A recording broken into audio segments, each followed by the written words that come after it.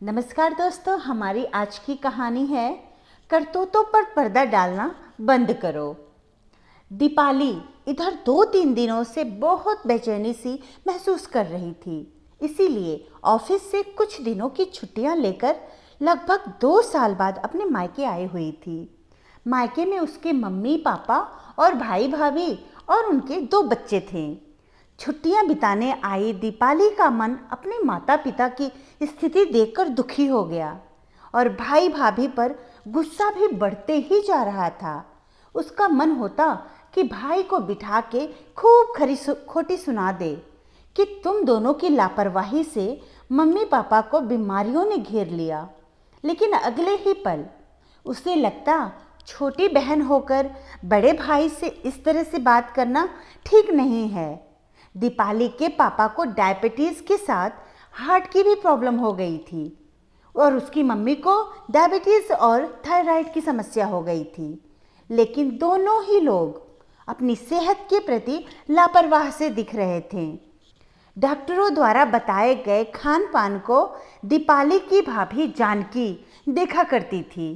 जानकी को दोनों बच्चों के साथ साथ सास ससुर की दवाइयाँ और खाना भी अपने हाथ से ही खिलाना होता था। लेकिन दीपाली को लगता था कि अगर जानकी भाभी ने ठीक से उसके माता पिता का ख्याल रखा होता तो उनको ये सारी बीमारियां ना होती। ये सब उन लोगों की लापरवाही की वजह से ही हुआ है और अब उसके सामने अच्छा बनने का ढोंग और सेवा करने का दिखावा किया जा रहा है।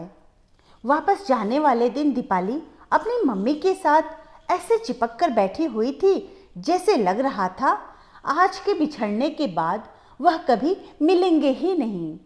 तभी दीपाली ने अपने पर्स से कुछ पैसे निकालकर धीरे से अपनी मम्मी के हाथों में पकड़ा दिया और बोली, मम्मी अपने पास रख लो, तुम्हारे काम आएंगे। भाई भाभी को पता ना लगने पाए। इतना सुनते ही दीपाली की मम्मी की आंखें भर आईं और उन्होंने अपनी बेटी से कहा, अरे बेटी, यह क्या कर रही हो? मैं इन पैसों का क्या करूंगी? दीपाली ने बोला, मम्मी क्या आपको पैसों का काम नहीं है? अब तो पापा भी जॉब नहीं करते हैं, ना ही उनको पेंशन मिलती है। भैया भाभी को कोई मतलब ही नहीं है। उनको देखकर तो ऐसा लगता है जैसे उन दोनों को आप दोनों की कोई चिंता ही नहीं, बस खाना कपड़ा देकर फॉर्मेलिटी निभा रहे हैं।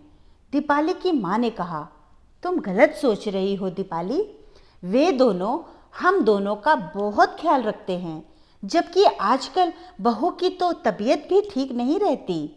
तुम्हारा भाई भी बिजनेस में नुकसान होने की वजह से थोड़ा परेशान रहता है। ऊपर से घर का खर्चा, बच्चों की पढ़ाई, हमारी दवाइयों का भी तो खर्चा रहता ही है। फिर भी क्या उन दोनों ने तेरे और दामाद जी के आओ भगत में कोई कमी की नहीं ना?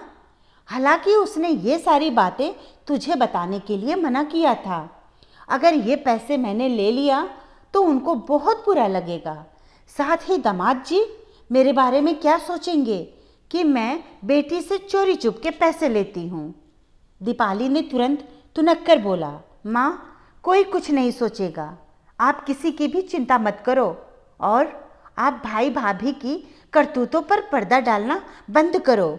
मुझे सब पता है, वो लोग मुझे और मेरे पति को दिखाने के लिए ऐसा कर रहे हैं ताकि मेरे और इनके सामने वो दोनों अच्छे बेटा बहू बने रहें। लेकिन मैं उनका ये नाटक अच्छे से समझती हूँ। कैसे भाभी ने कल पापा को रसगुल्ले देने से मना कर दिया था। तभी पीछे से दीपाली के पति साहिल ने कहा, दीपाली तुम कुछ नहीं समझती। अगर सच में तुम कुछ समझती तो माँ जी की बातों पर गौर करती। तुम अपने भाई भाभी पर उंगली उठा रही हो तो तुम बताओ, तुम भी तो इनकी कोख से जन्मी हो ना। तुम क्यों नहीं निभा देती बच्चों वाले फर्ज? तुमको तो इन लोगों से बात तक करने की फुर्सत नहीं रहती, जबकि तुम्हारे ऊपर तो सास ससुर की भी जिम्मेदारी नहीं है। अचानक यूँ साल में एक बार आकर उनको कुछ खाने पीने की चीज़ें कपड़े दिलाकर तुम महान बन गई। लेकिन जो 24 घंटे उनकी सेवा कर रहा है उनका कोई मोल नहीं। दीपाली ने कहा, देखो साहिल, तुम कुछ नहीं जानते, इसीलिए ऐसा बोल रहे हो। बेटा होने के नाते भाई का पहला कर्तव्य है माँ बाप की तरफ होना चाहिए। तब साहिल ने कहा, दीपाली, दुनिया कितना भी बदल जाए, लेकिन जब तक हम खुद नहीं बदलेंगे कुछ नहीं बदलने वाला। काश तुमने अपनी भाभी से भी बात करके इस बारे में जानने की कोशिश की होती तो तुम्हें शायद सच का अंदाज़ा होता, लेकिन तुमने बात करके समस्या का हल निकालने की बजाय क्या किया? गलतफहमी और दूरियां पैदा करने का काम किया। अब तुम्हें कौन समझाए? आज लगभग हर माँ बाप अपने बेटे बेटियों दोनों को समान शिक्षा दे रहे हैं, उन्हें आत्मनिर्भर बना रहे हैं। तो क्या आत्मनिर्भर बेटियां अपने माँ बाप के लिए बेटों जैसा फर्ज नहीं निभा सकती? किसी को उपदेश देने में और खुद जिम्मेदारी निभाने में फ़र्क होता है। जितना आसान उपदेश देना होता है उतना ही कठिन उसे खुद निभाना होता है। दीपाली को समझ नहीं आ रहा था कि वो क्या कहे। तब दीपाली की माँ ने कहा, दीपाली, दामाद जी बिल्कुल सही कह रहे हैं। तेरी भाभी कम बोलती है, लेकिन दिल की साफ और जिम्मेदार बहू है। अभी उसकी भी तबीयत ठीक नहीं है। उसके बच्चेदानी में गांठ बन गया है, जिसका ऑपरेशन जल्द से जल्द कराने के लिए डॉक्टर ने बोला है। लेकिन हमारी देखरेख कौन करेगा? इस वजह से टालती जा रही है कि अगर वो बेड पर आ गई तो बच्चों की और हमारी देखभाल कौन करेगा? दरवाजे पर चाय की ट्रे लिए जानकी ने सबकी बातें सुन ली थीं। सबकी बातें सुन उसकी आंखें नम हो गई थीं। तभी दीपाली की नज़र दरवाजे पर पड़ी तो उसकी और जानकी की नज़रें एक दूसरे से टकरा गईं। उन्हें देखकर जानकी वहाँ से वापस जाने लगी तो दीपाली ने आगे बढ़कर भाभी का हाथ पकड़ लिया और ट्रे टेबल पर रखकर जानकी के गले लगकर खूब रोई, जिससे जानकी की भी आंखें नम हो गईं। तब दीपाली ने कहा, भाभी, आपने मुझे कुछ बताया क्यों नहीं? लेकिन अब आप चिंता मत कीजिए। अब बिना आपका इलाज कराए मैं यहाँ से कहीं नहीं जाने वाली। मुझे माफ़ कर दीजिए भाभी, जो मैंने बिना परिस्थितियों को समझे सीधा आपको और भाई को गलत समझ लिया। लेकिन अब ऐसा नहीं होगा। अब मैं अपनी गलती सुधार लूँगी। अब जब तक भाई के नुकसान की भरपाई नहीं हो जाती तब तक मैं सारे खर्च उठाऊंगी। तब जानकी ने कहा, नहीं दीदी, इसकी कोई ज़रूरत नहीं। आप हमारे बारे में इतना सोच रही, वही बड़ी बात है।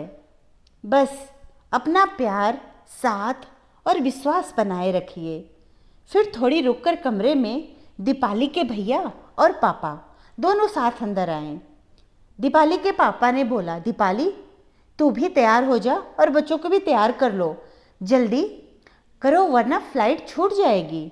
तब दीपाली ने कहा, पापा, मैं अभी नहीं जाऊंगी, आज सिर्फ साहिल जाएंगे, मैं और बच्चे कुछ दिन और रुक कर जाएंगे।